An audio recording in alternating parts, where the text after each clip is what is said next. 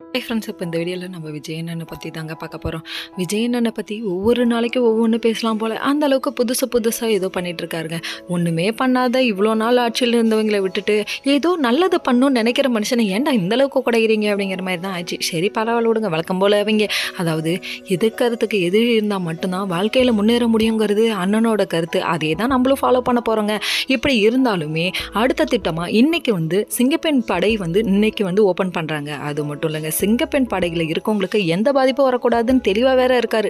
அதுக்கு ஜீப்பெல்லாம் பார்க்கணுமே, வேற லெவலில் இருக்குது. மூவியில் சிங்கப்பெண் எடுத்தால் மட்டும் நல்லா பார்க்குறீங்க, பாராட்டுறீங்க, கைதட்டுறீங்க.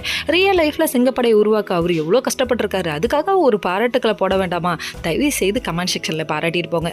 அது மட்டும் இல்லைங்க, அடுத்து வெயில் காலம் முடிச்சதுக்கப்புறமா மழை காலம் ஸ்டார்ட் ஆகும். அதில் வெள்ளம் பாதிக்காத மாதிரி ஒரு திட்டத்தையும் அறிவிச்சிருக்காருன்னு சொல்லியிருக்காங்க. அது மட்டும் இல்லைங்க, அடுத்து தொழில் வளர்ச்சி, அதாவது எல்லாருக்கும் வேலை வாய்ப்பு கொடுக்கறதுலையும் பயங்கர பிஸியாக இருக்காருன்னு பார்த்துக்கோங்க.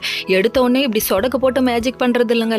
லைஃபை கொஞ்சம் கொஞ்சமாக மாற்றணுங்கிறதுக்காகவே அவர் படுற கஷ்டம் உங்கள் எல்லாருக்குமே நல்லாவே தெரியும். தெரிஞ்சுக்கிட்டு 4 பேர் 4 விதமாக பேசுகிறாங்கங்கிறதுக்காக ரொம்ப பேசக்கூடாது. பயன் உள்ளதுக்கப்புறம், அதாவது நமக்கு ஒரு பெனிஃபிட் கிடைச்சதுக்கப்புறம் பாராட்டுறது முக்கியம் இல்லைப்பா.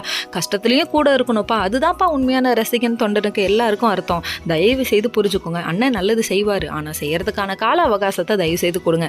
அதை விட்டுட்டு கண்ணா பின்னான்னு பேசுறதுக்கு நம்மளே வாய்ப்பு கொடுக்கக்கூடாது. ஓகே ஃப்ரெண்ட்ஸ், நெக்ஸ்ட் வீடியோவில் பார்ப்போம். பாய்.